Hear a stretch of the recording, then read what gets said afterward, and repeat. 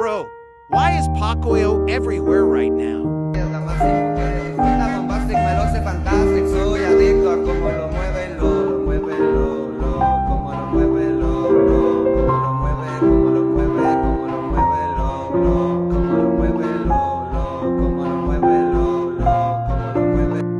I open TikTok Pacoyo, YouTube Shorts, Pacoyo Edits, Instagram Reels, Pacoyo doing the most random stuff with bass-boosted music. I swear this little blue dude has decided it's his world, and we're just living in it. Like, how did a quiet, soft, baby-friendly cartoon character suddenly become the main character of internet chaos? And the funniest part, he doesn't even talk that much in the show.